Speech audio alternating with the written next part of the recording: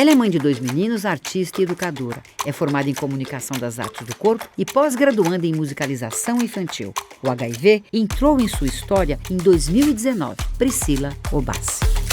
Eu acredito na fala enquanto cura. Eu fico sempre muito grata de poder contar a minha história e talvez inspirar pessoas a entender que o HIV é apenas um fato, né, aí da sua experiência, mas não te resume enquanto pessoa, enquanto identidade. Eu também perdi um tio para AIDS em 98, então sempre tive uma relação muito próxima de afetividade e de preocupação, de diálogo. Então, quando eu descobri minha sorologia no pré-natal, por ser artista, ativista, né, militante de várias causas, eu entendi a necessidade de também poder falar sobre isso, não ficar aí nas sombras do silêncio, pensando que isso poderia ser um movimento também de cura para mim e também honrando aí essa memória da minha tia,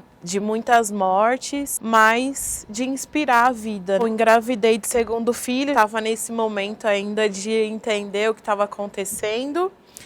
E uma amiga falou, vamos fazer o pré-natal para você entrar nesse clima, né, dessa nova maternidade. E aí na primeira consulta ela falou, vamos já fazer os testes e tal. E eu tava muito tranquila, porque eu sempre me testei antes dos meus filhos e eu fiz o meu pré-natal, né, e até a hora do parto tava negativada, então não tinha essa relação de que poderia ser infectada, assim, nesse contexto que eu estava vivendo. A enfermeira entrou com uma cara bem assustada e perguntou se poderia falar tudo na frente da minha amiga. Eu falei que sim. E ela falou que tinha dado positivo e tal. E eu tive uma reação bem tranquila. O que foi mais dolorido para mim foi quando eu fui no SAI, né, no Centro de Assistência Especializada do meu bairro, e ela falou, você tem outro filho? Eu falei, tem. Ela falou, você está amamentando?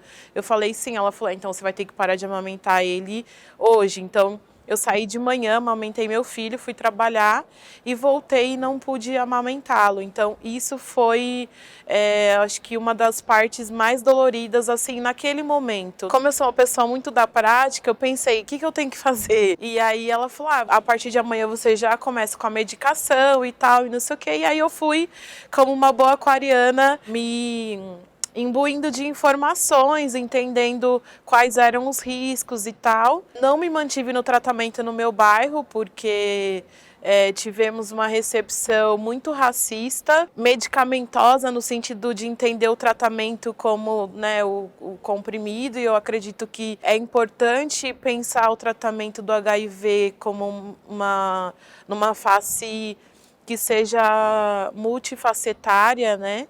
Então, eu fui para o centro de referência lá na Santa Cruz. Ali tive um tratamento em que eu pude, de alguma forma, curtir essa gravidez. Tinha uma psicóloga, uma doula, um assistente social, a enfermeira, a infecto, a ginecologista. Então, eu sempre falo dessa equipe multidisciplinar, assim, que foi fundamental para eu conseguir me conectar com essa gravidez enquanto vida, enquanto possibilidade, né, e não só nesse lugar de culpa, nesse lugar de responsabilização, né, por esse diagnóstico. Foi bem importante para mim esse acolhimento, e o pré-natal também que eu fiz na Casa Ângela, que é o Centro de Parto Humanizado, em que eu era só uma gestante, né? Então o HIV também não entrava, e aí eu pude viver esse momento e tive a felicidade de parir meu filho, né? Meu primeiro filho nasceu de uma cesariana e meu segundo filho nasceu de um parto normal. Então também, como eu sou militante de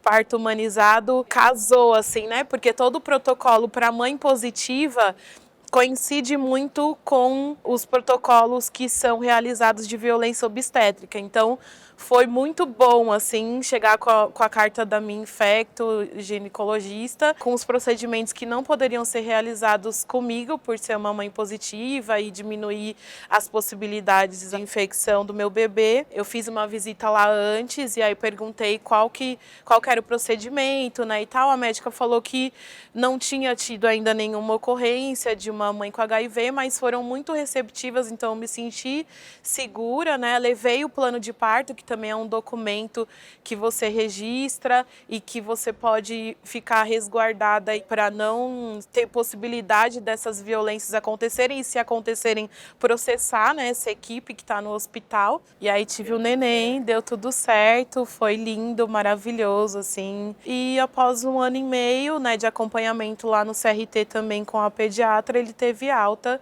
e é não reagente. Como eu já acompanhava algumas pessoas que fazem essa movimentação falando sobre HIV e AIDS, né, como a Micaela, o Felipe Couto, conheço eles a partir das artes e aí fui acompanhando também esse processo, então foi muito inspirador para mim também, né, enquanto artista, pensar essa possibilidade e aí ir atrás de lugares em que a minha segurança e a minha saúde como um todo tivesse resguardada nesse momento. Apesar de ter essa sombra da morte da minha tia em 98, eu recebi muito amor, assim, da minha família, dos meus amigos, a minha comunidade de terreiro, de axé, né, porque eu sou de candomblé, então tive esse resguardo espiritual também, faço terapia desde lá, já tinha feito em um outro momento, quando meus pais se separaram, e aí entendi que eu precisaria desse acompanhamento, senão eu iria...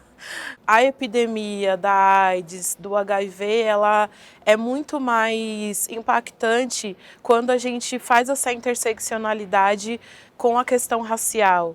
Então a gente sabe que mesmo com todos os avanços, quem tem mais morrido no mundo até hoje de AIDS são pessoas pretas no mundo inteiro. Em 2012, eu tinha feito um espetáculo com o meu grupo de teatro que chamava Sangoma, Saúde às Mulheres Negras. E uma das palestras foi uma pessoa que fazia um programa de acolhimento com pessoas HIV positivas e tal. Então, de alguma forma, esse tema sempre estava envolto, então eu estava de fora observando e estudando e de repente eu estava como pilar, como eixo disso, e daí eu falei, bom, eu preciso aproveitar essas possibilidades para eu não entrar nessa estatística. E a questão de ser mãe também me movimenta muito nesse sentido. Para mim é importante que os meus filhos olhem para mim e vejam que a minha vida continua, que a minha vida está em curso, que eles tenham orgulho de mim, que eles se inspirem com a minha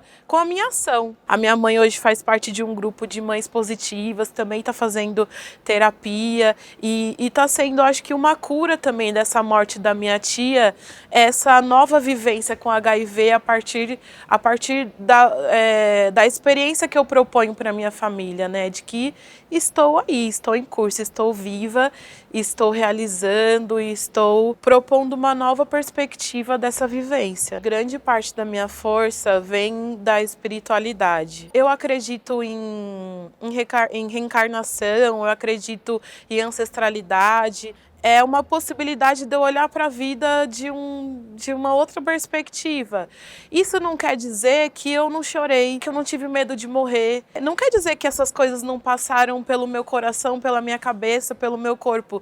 Sim, elas passaram, mas eu sempre que elas vêm, eu tento entender que elas precisam passar e que elas não podem ficar. Com certeza, a relação com os orixás, com a minha espiritualidade, me fez olhar para isso de uma outra forma, de entender que seria difícil, mas que eu não estou sozinha. Fazer uma mudança de uma casa é uma coisa complicada. Por mais que às vezes seja necessária, por mais que você esteja saindo de uma casa alugada para ir para sua casa própria, é difícil, mas se você faz isso com muita gente, isso vai acontecer de uma outra forma, né? Agora, se você faz sozinha, vai ser pesado, você vai ficar cansado. Então, essa mudança de casa eu não fiz sozinha, eu tive muita gente comigo, material e espiritual, né? E tenho até hoje. São dois momentos difíceis, Priscila. Um é quando você recebe o diagnóstico e o outro momento é quando você começa a tomar medicação. Agora mudou, Porque, naturalmente, quando você recebe o diagnóstico, a OMS está dizendo, preconizando que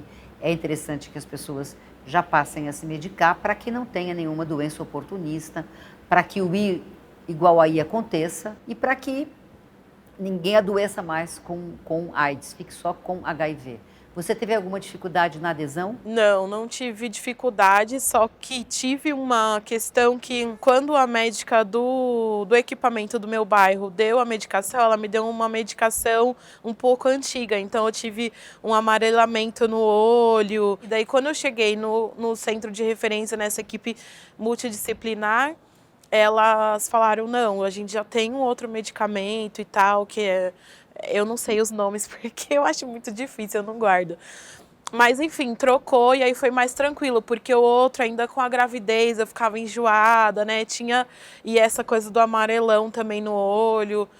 Mas aí depois trocou e foi super tranquilo, assim, e rolou super bem. Eu odeio comprimido, então, né, pra mim, assim, nossa, se inventasse uma injeção, algo que fosse mais, assim, espaçado, seria bem melhor. Mas eu não tenho dificuldade com a adesão, porque é isso, eu falo, não, tem que estar aqui, eu quero ver meus filhos grandes, eu quero, né, contar histórias, eu quero que a gente faça muita coisa ainda. Então, tomar esse comprimido são doses de vida, né, de esperança, de saber que vou continuar mais um dia aqui. E eu gosto muito da vida, meu sonho é envelhecer, então eu não penso em desencarnar tão cedo. Ô Priscila, achei interessante a sua mãe participar de um grupo de mães positivas. Conta um pouco mais disso para nós. A gente teve um encontro lá no CRT e teve o lançamento do livro da Thaís Renovato, 5 anos comigo, que ela conta a história dela, e a mãe dela estava lá, e eu fiquei muito emocionada da mãe dela estar lá. No grupo, né, eu falei, olha, eu acho que devia ter um grupo de acolhimento para as mães. É difícil também, né, você saber que o seu filho tem uma infecção que talvez possa causar morte, dependendo da aderência ao tratamento ou não. E aí a assistente social achou muito legal e montou esse grupo. E fizeram uma parceria com a Iá Luciana, né, que é uma mãe de santo da Zona Leste, que tem um trabalho muito legal, assim, de prevenção e de reflexão, né, do HIV/AIDS. E aí tem toda uma equipe multidisciplinar lá que atende tanto pessoas que vivem com HIV e familiares. Minha mãe faz a arte-terapia e a terapia, e aí está sendo muito legal, assim, porque eu vejo que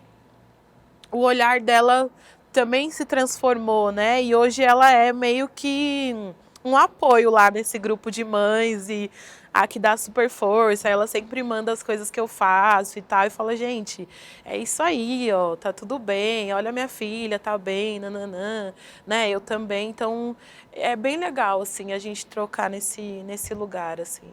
Ô Priscila, eu não vi você culpabilizar ninguém pela sua infecção e eu estou percebendo aqui também que o falar sobre a questão do HIV e as trocas que você foi conseguindo construir no decorrer da sua gestação fizeram toda a diferença. Primeiro que eu não sou cristã, então eu não acredito em culpa, eu acredito em responsabilidade. Quando a gente decide, né, tirar a camisinha com alguém, a gente está se responsabilizando por esse ato.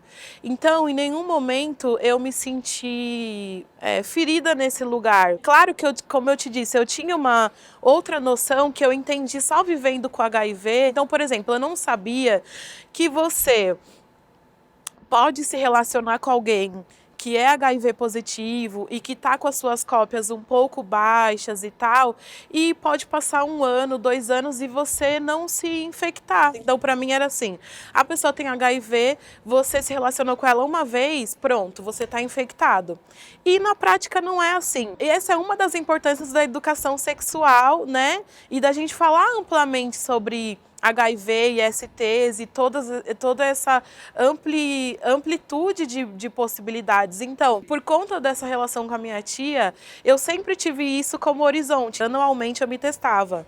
E eu sempre era questionada, mas por que você quer fazer e não sei o quê? O médico falava, gente, porque eu acho que tem que ser normal. Estou fazendo um check-up, eu quero saber também. Então, na minha cabeça, eu estava me relacionando com uma pessoa e até o parto do meu primeiro filho eu estava não reagente, então para mim era um mais um, assim, não, então tá tudo bem com todo mundo. E na prática não é assim. Como eu tive uma cesariana e amamentando, a minha imunidade baixou, então nesse intervalo aí as coisas aconteceram, mas eu não acho que o caminho seja culpabilizar, eu acho que a gente precisa se responsabilizar pelos nossos atos nessas relações, principalmente quando a nossa sexualidade está em jogo. As pessoas, por exemplo, preferem se relacionar de forma aleatória com pessoas que ela olha e acha que não tem nada, e ela vai para um banheiro de uma balada e transa, e aí eu não tô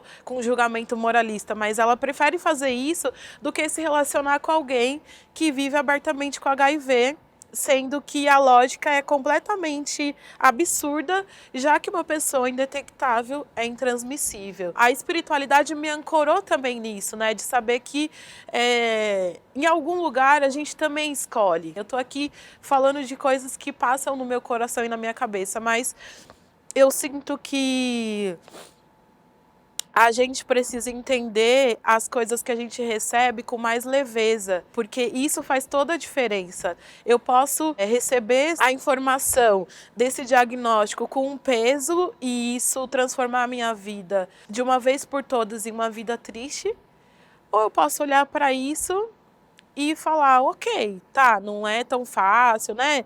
Tem que tomar vitamina D, às vezes eu fico um pouco triste e é uma questão do corpo físico, às vezes emocional, às vezes a rejeição de outras pessoas, mas eu posso trazer isso para um lugar de vida, para um lugar de arte, de transformação, de inspiração para que outras pessoas vivam. Então, para mim é um pouco isso, assim, como a gente olha. Além da espiritualidade, a arte ajuda muito, não? Com certeza. Eu me sinto artista desde sempre, assim, né? Eu sempre fui uma criança que imaginava muito as coisas, queria ser astronauta, e eu entendo que eu queria ser astronauta porque talvez esse planeta não me cabia, né? Então o espaço era um lugar que eu podia agir, porque no espaço não tem nem gravidade, né? Não tem nada que te deixe aqui na Terra. Então no espaço você pode voar. E eu acho que a arte para mim é esse lugar, né? Esse lugar em que eu posso criar uma realidade, eu posso não só questionar o que a gente está vivendo, como, por exemplo, né, eu questiono na minha arte a questão do racismo, do machismo, da sorofobia e toda essa vivência, mas eu posso também anunciar, né, a partir da minha arte eu posso criar um tempo e espaço em que as coisas vão ser muito mais... tenho muito mais possibilidade de eu ser e existir como eu sou. A gente está no século XXI, outro momento de mundo. Temos medicação, temos a prevenção combinada, temos mais informação à disposição. O que tem que acontecer na tua avaliação para que essa vulnerabilidade da mulher em relação à questão do HIV seja menos presente? Tem várias questões que atravessam isso. Primeiro, a construção do amor romântico, dessa relação de que essa mulher ela precisa caber em uma forma, em um lugar para se relacionar. Ela precisa ser de algum modo específico para se relacionar. E aí, quando a gente transpõe isso, por exemplo, para a realidade das mulheres pretas, negras, a gente abre um outro caminho aí, um outro buraco, um poço, né, que é quem ama essas mulheres? Quem se relaciona com essas mulheres? Quem pega na mão dessas mulheres? Quem casa com essas mulheres? Então a gente tem aí um feminismo branco que está questionando o casamento, o patriarcado, e talvez seja um lugar que mulheres pretas ainda nem aderiram, nem entraram. Então, em nome dessa afetividade, dessa não solidão, as mulheres elas aceitam muitas coisas. A ideia de ser amada é uma coisa tão utópica que quando acontece qualquer prática que se aproxime disso, que pareça isso, e a sexualidade e a afetividade elas estão entrelaçadas, né? Elas caminham juntas, elas caminham de mão dada. E aí a gente tem uma junção que às vezes é muito perigosa, né? Porque essa mulher, ela entrega tudo que ela tem, inclusive a sua saúde. O não, às vezes, para outra pessoa é o sim para você, né? E que a gente não precisa se submeter a qualquer coisa, ou o mínimo, né, para doar tudo que a gente tem, inclusive a nossa saúde, inclusive a nossa vida. Com todo o avanço, né, de tratamento, da medicação, a gente ainda tem, em 2021, pessoas morrendo de AIDS. E quando eu era criança, a gente ainda, de alguma forma, como a epidemia estava chegando no Brasil, a gente ainda via algumas discussões, algumas coisas sendo ditas. E agora, parece que a gente só conversa entre a gente, né? Não tem mais uma circulação em grande massa em que isso é discutido e que isso é posto. Faltam campanhas, com certeza, políticas públicas para entender que a gente, grupo de risco é quem transa, né? Quem tem vida sexual ativa. Somos todos nós, então a gente precisa olhar para isso com mais profundidade, né? A gente precisa entender que é prevenção. É prevenção uma menina se empoderar do seu corpo, saber as possibilidades da sua sexualidade para que ela consiga falar não, para que ela consiga escolher, para que ela consiga não ser vítima desse machismo tóxico que coloca as mulheres em risco o tempo inteiro. Em paralelo, a gente precisa empoderar meninas e a gente também precisa educar esses meninos. A gente vê aí pessoas formando a sua sexualidade a partir da pornografia, que coloca o homem em relação, em poder desse corpo feminino, né? Seja se ele está performando na transexualidade ou cisgênero, mas a gente tem sempre essa relação do macho em relação ao feminino. Então a gente precisa também trazer, né, esse masculino para o diálogo e responsabilizar, entender que uma camisinha não vai diminuir a masculinidade dessa pessoa que nasceu com pênis, enfim. Então, a gente precisa discutir muitas coisas, entender quais são as possibilidades para que essa sexualidade ela seja vivida de uma forma muito mais respeitosa, num lugar de saúde, né? E não num lugar de violência, não num lugar de propriedade. Aí chegou a pandemia, agora do Covid. Olha, a pandemia para mim foi bem desafiadora, né? Porque eu sou mãe de 2 crianças e sou artista e trabalho. Estou agora colhendo frutos dessa estafa. Desenvolvi pressão arterial alta, né? E tô tendo uns piripaques, assim, né? Desse momento, porque é uma sobrecarga. A gente não fala muito sobre isso, mas a medicação também, ela impacta nessa relação, né, hormonal, vitamina D, que são coisas que controlam o nosso emocional também. E aí a gente, por exemplo, já tem uma diminuição da vitamina D. A gente está trabalhando o tempo inteiro dentro de casa. O sol de São Paulo já não ajuda. Então, vem uma tristeza, às vezes, que a gente nem sabe de onde vem. E quando vai investigar, vai lá no exame, pá, vitamina D baixíssima, por exemplo. Além dos impactos emocionais, por exemplo, eu tinha que, o ano passado, as escolas não estavam funcionando e eu com as 2 crianças em casa, então eu trabalhava muito de madrugada quando eles dormiam. E aí eles acordavam cedo e eu também tinha que trabalhar nesse trabalho não remunerado que é a maternidade. Eu fui entrando numa estafa de cansaço, assim, num processo bem difícil, e aí fui entrando também nessa discussão, abre, não abre escola e tal, refletindo sobre isso, até que no começo do ano meus filhos retornaram à escola porque eu já não tinha mais de onde tirar, né? Eu não tinha energia, não tinha possibilidade mais de lidar com essa realidade. Em contraponto, no meio desse caos e desse turbilhão, em julho de 2020 eu lancei meu livro de poesias pós-parto, que é esse aqui. Uma das coisas que eu organizava nas madrugadas. Além de escrever os poemas, eu também fiz as ilustrações, então eu ficava desenhando, né? Quando a casa ficava mais calma. E às vezes eu tinha que parar para ir deitar, porque ele ficava acordando sempre.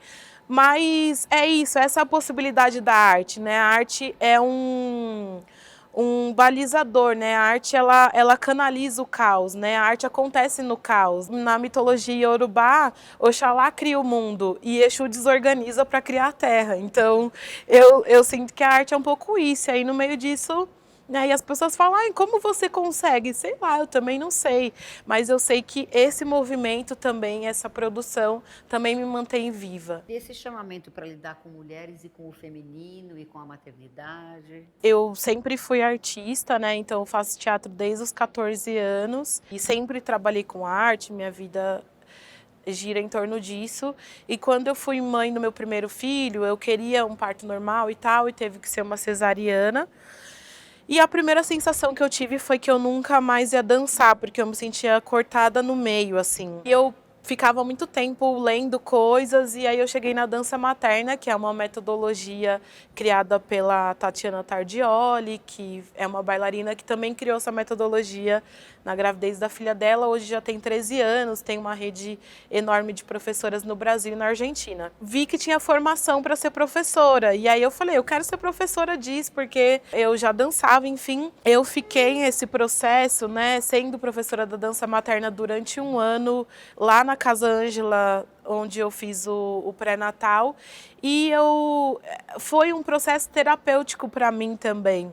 Né, estar com outras mães, eu era a facilitadora daquele encontro, mas eu também me beneficiava por aquele momento, né, de dançar com meu filho, de criar essa conexão, e aí isso foi criando caminhos, e eu fui vendo isso como uma missão de vida. Então eu fui atrelando a minha luta, né, antirracista, de arte educadora e artística, e as coisas foram se entrelaçando, se trançando, né, até que eu comecei a desenvolver as minhas próprias metodologias. Então, eu criei o Kisansi, que tem essa intersecção entre candomblé, yoga, mãe e bebê, e uma filosofia congo que eu estudo, que é Kindese, a arte congo de cuidar de crianças.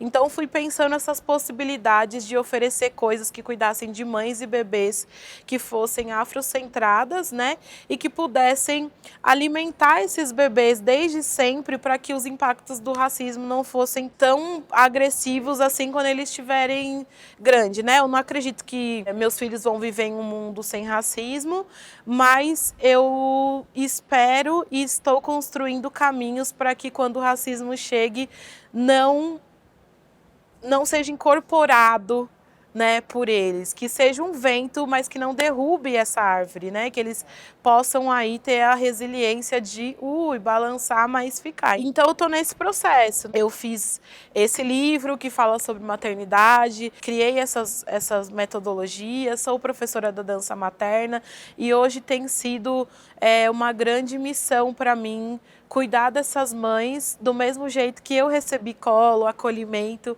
e cuidado, né? Então é uma via aí de mão dupla que me alimenta muito enquanto pessoa, né? Quando eu entrava em desespero na pandemia e pensava, meu Deus, isso nunca vai acabar, eu sempre me lembrava, né, da viagem que eu fiz em janeiro de 2020. Eu fui para João Pessoa, que é a cidade que meu pai mora, e fui para Maceió, para Alagoas. E eu visitei a primeira vez o Quilombo dos Palmares. E a educadora que fez a visita guiada, ela contou como que o quilombo se construiu, né? Então ela falou que a Qualtuning chegou lá na Serra da Barriga grávida.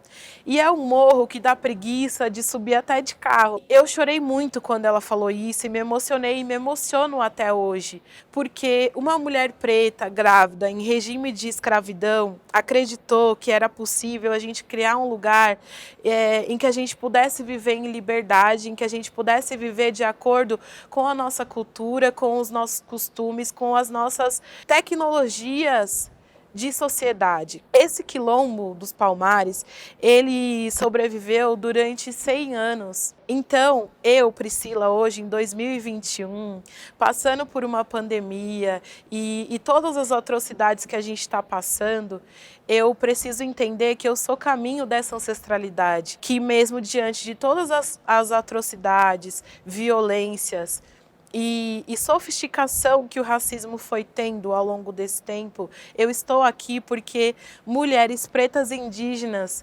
acreditaram no seu ventre enquanto possibilidade de liberdade. Eu gosto muito de falar desse exemplo, que um baobá, ele demora 200 anos para se constituir enquanto a árvore que a gente conhece, com aquele tronco muito largo, né, e que produz uma sombra gigante.